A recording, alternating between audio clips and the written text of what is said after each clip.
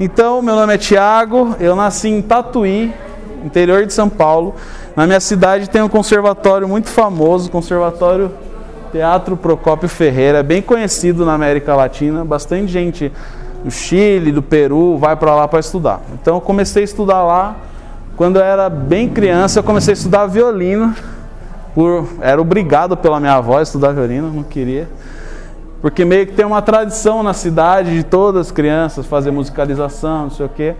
E por influência do meu avô também, que toca sanfona, teclado na igreja desde sempre, eu estudei violino dos 7 aos 8 e meio, 9, mas não queria, larguei mão. Daí depois de um tempo eu comecei a tocar bateria na igreja, baixo elétrico, guitarra, desandei, né? E depois, quando eu tinha 16 anos, acho que 16 anos, eu escolhi tocar contrabaixo acústico. Eu já tocava baixo elétrico, gostava, só que eu pensava na minha cabeça, putz, eu queria trabalhar com isso aí.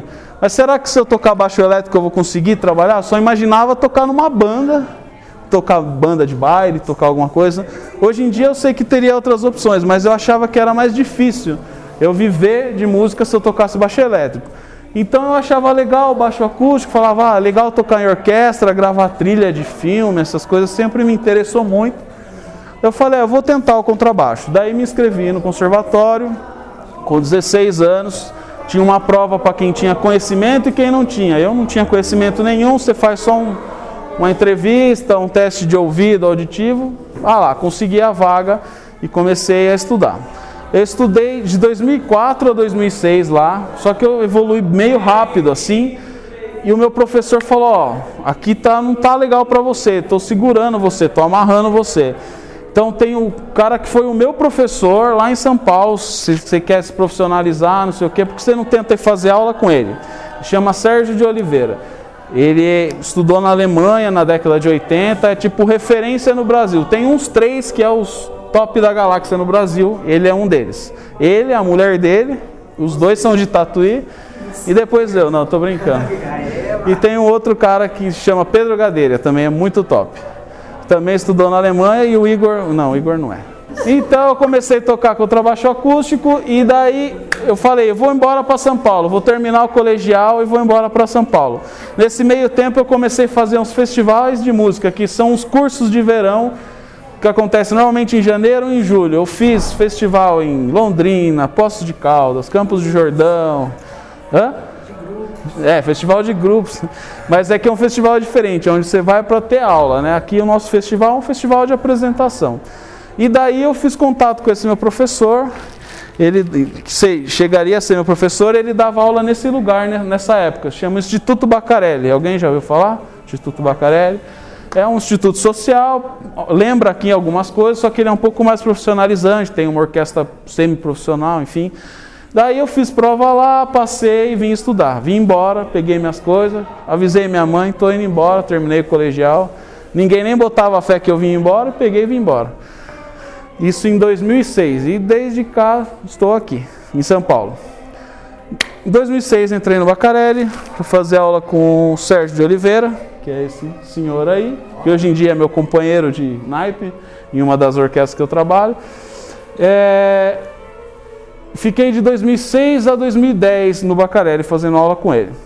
Sendo que, foi assim, meu crescimento foi muito grande nesse tempo, porque lá tem uma orquestra com nível muito legal, a gente fazia repertório legal, fazia ensaio de naipe, fazia aula individual e fazia outras coisas assim relacionadas a naipe, enfim, dava monitoria, como vocês fazem aqui também, para quem estava começando. Foi muito legal para mim lá esse período, eu cresci demais e foi um baque assim do nível que eu estava lá no conservatório, que é um conservatório muito legal, mas estava bem defasado do que estava acontecendo aqui em São Paulo. Então cheguei aqui, abriu meus horizontes. Nesse tempo, nesse período, deixa eu ver o que tem aqui. Nesse período que eu fiquei lá no Bacarelli, em 2009, eu prestei uma prova para fazer um desses festivais, desses cursos, na Áustria, que é um curso vinculado à Orquestra Filarmônica de Viena. Então, eu fui aprovado, fiquei lá 45 dias fazendo um intercâmbio lá. Esse era o meu professor lá, não é o Papai Noel, é o Wolfgang Goethe, é o nome dele. Ele já se aposentou da Filarmônica de Viena, tocou, sei lá, 30 anos lá. E daí lá eu fiquei 45 dias fazendo aula, tocando na orquestra, tocando com o pessoal da Filarmônica de Viena, tocando com a orquestra do festival. A gente fez ópera, fez um monte de coisa. Foi muito legal, foi um marco assim, isso foi em 2009. Deixa eu ver o que tem aqui. Daí voltei em 2009, ainda estava lá no Instituto Baccarelli. 2010 é o divisor de águas assim na minha vida profissional. Foi quando eu comecei a prestar as provas para a orquestra profissional. Imagino que aqui todo mundo sabe que para entrar numa orquestra profissional, a gente tem um monte de coisa que tem que tocar, concorre com um monte de gente. E quem for melhor naquele dia passa, está aprovado. Em 2010 foi a primeira aprovação que eu tive, foi na Orquestra Sinfônica de Santo André. Eu toco lá desde 2010, já faz 12 anos esse ano. Ó, eu tô aqui, ó. Aqui eu não tenho barba. Aqui é em Campos do Jordão, um dos concertos que a gente sempre toca lá no meio do ano.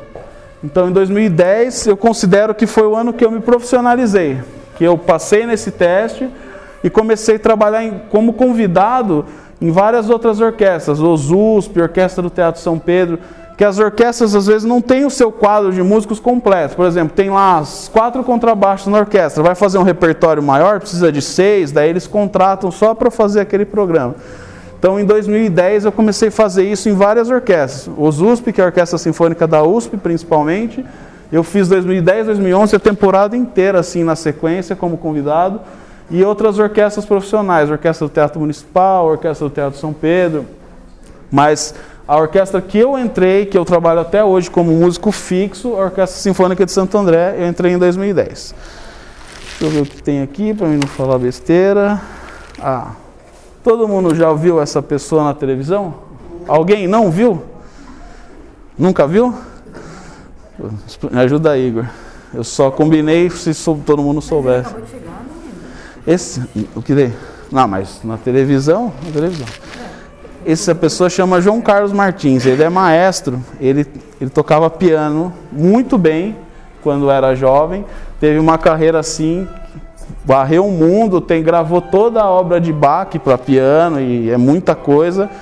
Ele foi tipo referência, daí ele teve um problema na mão, vários problemas aliás, já passou por mais de 20 e poucas cirurgias. E ele virou maestro quando tinha 60 anos. Esse ano acho que ele está completando 81, 82 anos. Então já faz um tempinho. Em 2011 eu fui aprovado para tocar numa orquestra que ele rege, que chama Bachiana Filarmônica SESI São Paulo. Então em 2010 eu falo que foi um marco por causa de Santo André, mas em 2011 eu comecei a tocar nessa orquestra, também toco até hoje, já fazem 11 anos. Orquestra Bachiana Filarmônica SESI São Paulo. Deixa eu ver o que tem aqui. Olha eu lá. Já faz alguns anos isso aí. Tocando lá. E aqui é a mulher do meu professor lá, que eu falei que era uma dos 3 pilares do contrabaixo aqui no Brasil, que é a Ana Valéria. Não dá pra ver aí, mas é ela que tá ali. Então hoje em dia eu tenho o privilégio de tocar com o meu professor, com a mulher dele, que é a primeira contrabaixo da USESP, a principal orquestra do Brasil, talvez da América Latina, e com um outro colega. Somos em 4 contrabaixos. Na Orquestra Sinfônica de Santo André somos em 6. Ainda em 2011 eu fiz mais uma prova e passei na Orquestra Municipal de Jundiaí, que é uma orquestra só de cordas, uma orquestra menor. Somos em 2 contrabaixos. Também toco lá até hoje. Então hoje os meus empregos são Orquestra Sinfônica de Santo André, Orquestra Bachiana Filarmônica SESI São Paulo e a Orquestra Municipal de Jundiaí, que é uma orquestra de cordas, está passando por uma reformulação para virar uma orquestra sinfônica. A maior dificuldade acho que foi largar tudo lá em Tatuí e ir embora, né? Eu namorava desde os 13 anos, já namorava com o que hoje é minha esposa. Então cheguei com 18 e falei, ó, vou embora.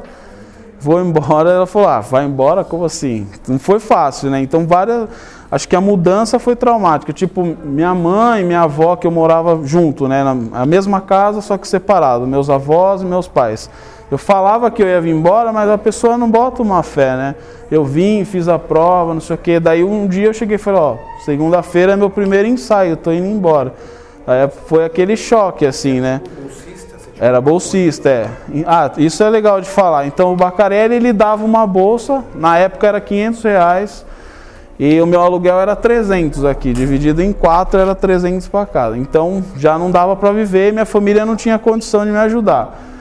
Eu continuei bolsista no conservatório por mais 2 anos. Eles me ajudaram lá, porque daí todo final de semana eu ia para Tatuí e fazia aula de instrumento na segunda, com o meu antigo professor, só para manter a bolsa, e ganhava mais, não lembro se é 250 ou 300. Então com esses 800 ou 750 eu me mantinha aqui. Pagava as passagens para ir para lá, pagava meu aluguel. E eu tinha o meu primeiro instrumento, que é parecido com o de vocês, que vocês usam aqui, os chinês. E daí depois que eu virei profissional, que eu acabei investindo mais em instrumento. Hoje em dia eu tenho 3 instrumentos.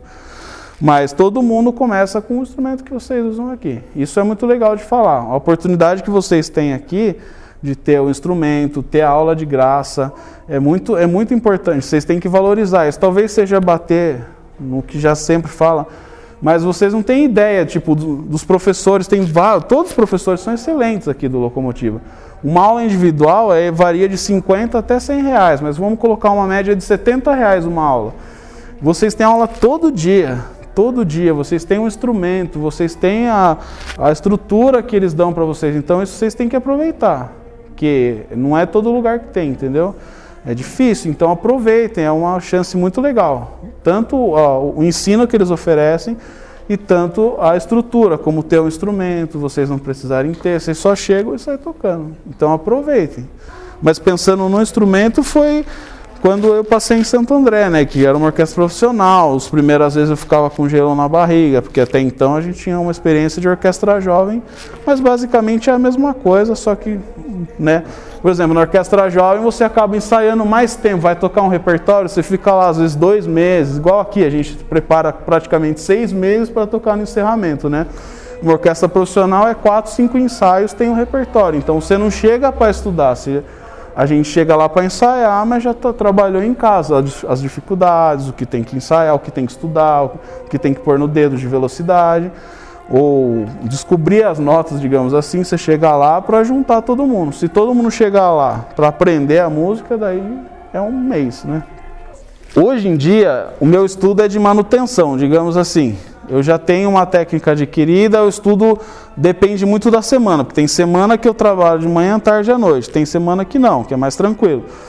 Então, eu estudo de acordo com o que eu preciso. Eu estudo escala praticamente todo dia, só quando não dá mesmo. A primeira coisa que eu pego o instrumento é tocar a escala, uma sequência que todos os meus alunos fazem, que é, a gente fala, uma profilaxia da técnica, como se fosse escovar o dente. Pegou, toca as escalas, porque tudo que a gente toca é escala. Música é escala, exercício é escala, método, são a escala com notas fora da ordem, mas é escala. Então, se eu não tenho tempo de estudar, eu faço só a escala, uns 5 minutos que eu tenho. Quando eu tenho repertório da orquestra, alguma coisa muito difícil, começo a estudar repertório da orquestra, que eu vou tocar daqui 1 mês, daqui 15 dias, sei lá. Então, varia muito, mas hoje em dia, sim, meu estudo é, sei lá, 1h30, 2 horas no máximo, não vou mentir. Mas na época que eu passei nas orquestras, que foi o meu auge, que eu estava estudando, eu estudava 5, 7 horas, 6 horas por dia, mas estudar, né? Estudar para tocar em alto nível, né? Não é sem parar, mas estudar, não tipo, vou ficar tocando qualquer coisa. Não, estudar. Estudar o que precisava estudar. Então, isso varia muito de pessoa para pessoa. Tem pessoa que estuda, rende mais. Eu não rendia mais do que 5, 6 horas e começava, meu grau de aproveitamento caía muito. Então eu conseguia resolver nesse tempo. Mas eu morava numa república, né? Que eu falei que pagava 300 reais. Eu morava numa república com mais 4 baixistas, que a gente tocava no mesmo lugar. Tinha uns que aguentavam estudar 8 horas. Tem outro que às vezes é mais talentoso, consegue estudar 3, 4 horas, resolve melhor que outro que estuda 8. Então isso é meio individual. Não tem aquela fala, tem que estudar 8 horas por dia. Aí depende da sua necessidade, entendeu? E a questão do repertório para passar é bem parecido em todas as orquestras aqui no Brasil. E muita coisa é igual fora no Brasil. Tem uma sequência de coisas que a gente toca. Normalmente a gente toca o quê? Uma peça de confronto que fala que, por exemplo, esse de Tersdorf que eu solei, esse era o 3º movimento. Normalmente o 1º movimento é uma peça de confronto. O que é confronto? Todo mundo vai tocar a mesma coisa. Tem que tocar o 1º movimento, ou o 1º e o 2º, um rápido e um lento. Então todo mundo na prova, se tiver 15, 20, vai tocar a peça de confronto a mesma coisa. Fora isso, normalmente tem uma peça de livre escolha, que daí cada um pode escolher o que quer. Peça, eu falo peça solo, nível igual essa de solando ali na orquestra. E fora os excertos de orquestra, que daí varia, são 5, 10, tem depende da orquestra e da proposta da orquestra. Mas normalmente se toca as peças solos, que é o confronto, uma livre escolha e os excertos de orquestra. Isso qualquer orquestra no mundo. Qualquer orquestra no mundo só vai diferenciar o que vai se pedir, tá?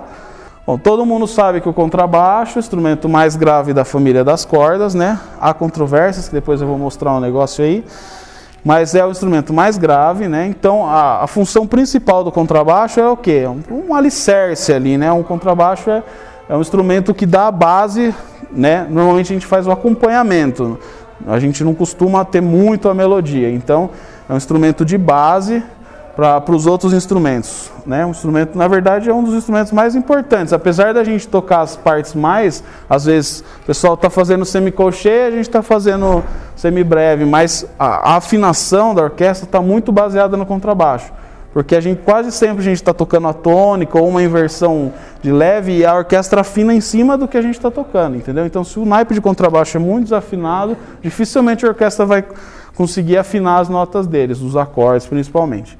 Então, é o instrumento mais grave da família das cordas. Ele surgiu mais ou menos no século XV. Uma coisa que o pessoal confunde, o contrabaixo ele não veio da família dos violinos. Ele veio de uma outra família. Na verdade, tem duas vertentes. A mais aceita é essa que eu vou falar. Porque se você pegar as proporções de um violino para uma viola, de uma viola para um cello, ele tem uma proporção. Só que do cello para o contrabaixo, essa proporção não existe. É muito diferente, apesar de olhando assim ser parecido. Então, a vertente mais aceita é que a gente descendeu do violone, que é um instrumento que tinha 6 cordas. Eu tenho uma foto aqui para mostrar para vocês. Ele é um instrumento que tinha 6 cordas, ele tinha umas trastes ali, era mais fácil de afinar do que o nosso, provavelmente. E então o contrabaixo foi uma evolução desse instrumento. Às vezes nas apresentações, pelo menos aqui do Polo São Paulo, fala assim, o contrabaixo é o pai, o irmão mais velho, ou o pai. Na verdade está errado, né? Porque o contrabaixo é mais novo que o violino é bem mais antigo. E o contrabaixo veio bem depois, então ele inclusive não é nem da mesma família se a gente for levar à risca, tá? Então esse é o violone, o contrabaixo surgiu a partir dele, mais ou menos no século XV. A partir do século XVIII, mais ou menos, o contrabaixo foi muito popularizado na Europa por esse cara aqui, ó. Ele chama Domenico Dragonetti. É um cara que inclusive tem concertos que ele escreveu para contrabaixo, que a gente toca até hoje. Então ele era tipo virtuoso, e assim ele começou a se destacar e deixar o contrabaixo mais conhecido. Porque imagina, naquela época não tinha internet, não tinha nada. Então alguém pegou o violone e construiu um contrabaixo. Vou melhorar esse instrumento, vou mexer aqui, vou tirar as trastes, fazer umas coisas. Até isso ser conhecido, começou no século XV, mas no XVIII que ele estava mais conhecido. E muito ajudou foi esse cara, porque ele tocava bem. Então, você já viu aquele cara que toca aquele instrumento grandão, aquele rabecão, sei lá como eles falavam. Mas tipo isso, entendeu? O cara falou, vou ver. Então daí começou a ser muito difundido por ele. E percebam que, de 6 cordas, quantas cordas virou ali? 3 cordas, acho que tem outra foto aqui. Aí, contrabaixo antigo, que é o contrabaixo moderno que a gente fala, né? Não, na verdade o contrabaixo que surgiu do violone, ele só tinha 3 cordas. E vocês imaginam do que era feito a corda? Alguém sabe? De tripa de animal. Todos os instrumentos, na verdade, violino, viola, eles eram feitos de tripa. Não me pergunte como, mas não tinha essa parte de metal, era uma tripa com alguma coisa. Quando o contrabaixo foi criado, ele, a partir do violone, nós contrabaixistas, a nossa parte era sempre dobrar o violoncelo. Ou seja, tocava a mesma parte do violoncelo, só que a gente soa mais grave que o violoncelo, uma oitava abaixo. Mas a princípio não existia parte para contrabaixo, eu pegava de cello, vou tocar aqui no baixo, e só dava aquele peso maior na orquestra. Então, quando foi criado, a gente tocava a mesma coisa sempre, a mesma coisa que o violoncelo. Tanto você pegar repertório até hoje, Bach, as coisas mais antigas, Handel, a mesma parte de cello é a parte de baixo, entendeu? Isso começou a ser mudado mais ou menos no século XIX, que já tinha o Beethoven, que já estava ficando surdo, mas o Beethoven começou, Mozart ainda era parte de cello e baixo, a mesma coisa, que é um pouco antes do Beethoven. Daí Beethoven começou a escrever uns contrapontos, falar, não, vou aproveitar de outro jeito. Então o cello ia para um lugar e o baixo fazia outra coisa. Começou essencialmente, a gente fala que o marco é Beethoven ali. Beethoven começou a escrever, então ele começou a explorar mais o instrumento, né? Porque daí tinha já gente tocando bem, né? Já é século XIX, a gente estava no século XVIII, que era o Dragonette. Então o que acontece? É uma evolução, o instrumento evoluiu, quem tocava começou a tocar melhor, então os compositores começaram a ver a possibilidade de escrever, vou escrever mais difícil aqui, vou explorar mais o instrumento, tanto peça solo, tanto peça da orquestra. Então, mais ou menos no século XIX, a gente começou a ter mais melodias independentes, né? A adoção de 4 cordas foi mais ou menos nessa época também, século XIX para o século XX. Deixou de ter as 3 cordas e passou a ter 4 cordas igual a gente tem hoje, que é o contrabaixo moderno que a gente fala, que tem 4 cordas. Mas a gente pode ter contrabaixo de 4 e de 5 cordas, né? Esse é aquele contrabaixo lá da foto do começo. Ó, ele tem 5 cordas, tá vendo?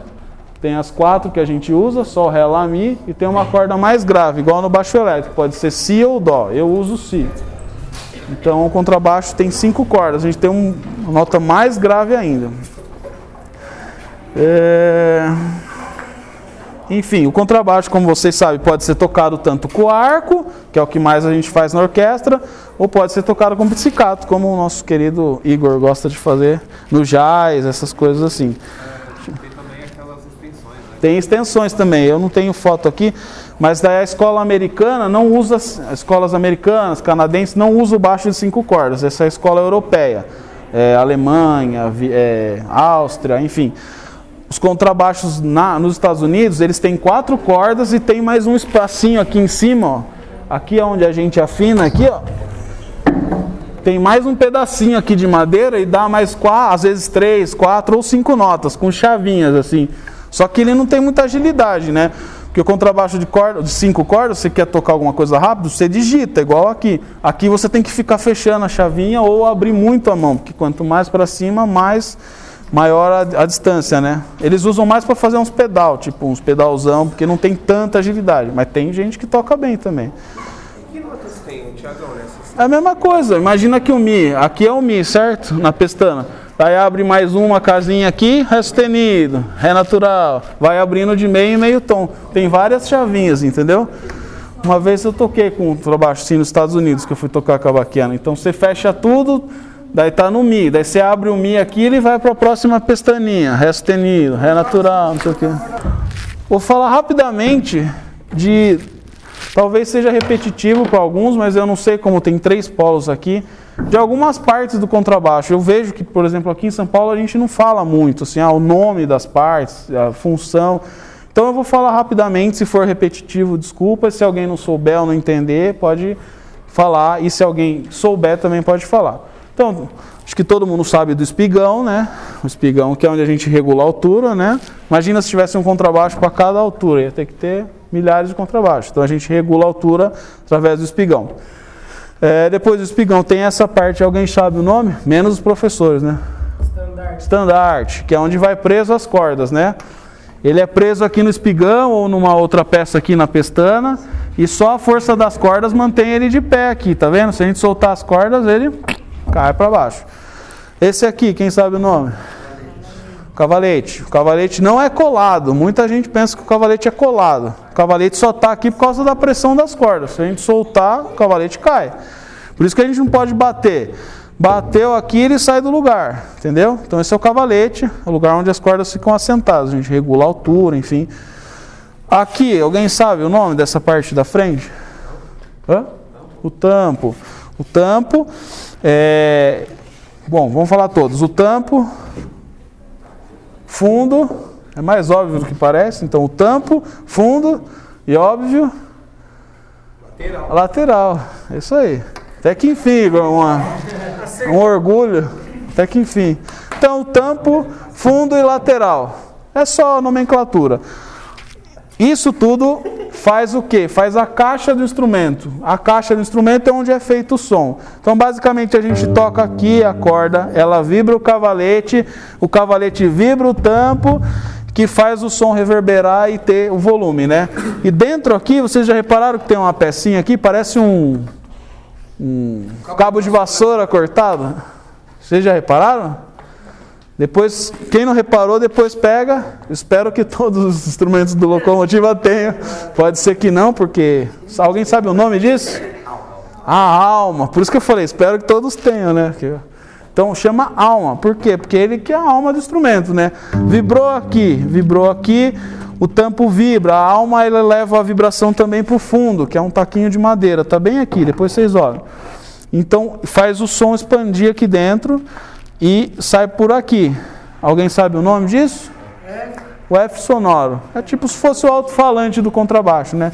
Se fosse fechado, não ia ter para onde sair o som que projeta ali dentro. Então, quanto maior a caixa, mais grave o instrumento, né? Por isso que o violino é pequenininho, a caixa é pequenininha. Até aqui, todo mundo entendeu? Tiagão, o formato do F, ele é só estético ou ele tem um pouco? Eu acho que é só estético. Que eu saiba, é só estético. Tem uns mais diferentão, mas acho que é só estético. Então, até agora, sem dúvidas. Essa parte que a gente digita as notas aqui, alguém sabe o nome? Espelho. Isso aqui pode ter várias madeiras. Ébano, daí aqui no Brasil a gente faz de P e outras madeiras, mas é o fingerboard, é onde a gente digita as notas, né? E atrás do espelho tem aqui, o que é isso aqui? O braço, né? O braço do instrumento é colado no espelho. O espelho é colado no braço, que é onde a gente digita as notas aqui. Enfim, aqui tem uma pecinha que chama pestana, também tem embaixo normalmente, igual de violão. Uma coisa que é legal falar do contrabaixo é esse aqui. Como que é o nome?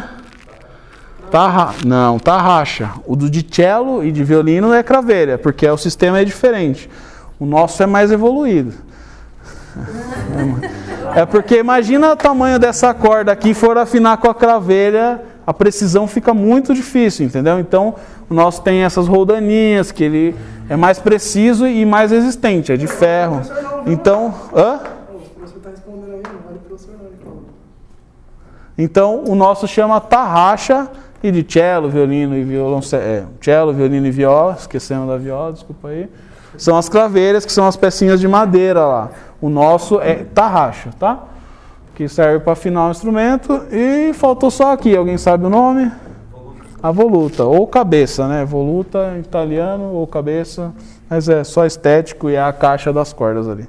Acho que é isso. Faltou alguma coisa? Esse botão do seu, da sua tarraxa, tem alguma finalidade, Tiagão? Não, só estético. É que antigamente tinha funcionalidade. Daí os contrabaixos muito antigos tem. Esse aqui é só estético, dá até para tirar. Ó.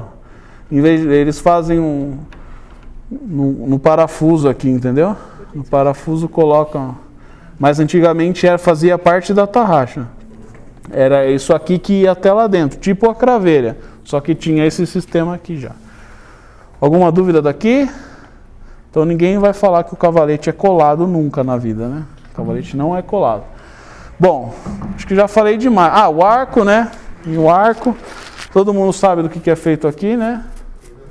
Crina de cavalo, supostamente, os do polo também são. E aí tem o talão, que é onde a gente pega, que chama vareta. E eu acho que é isso, né? Só curiosidade mesmo.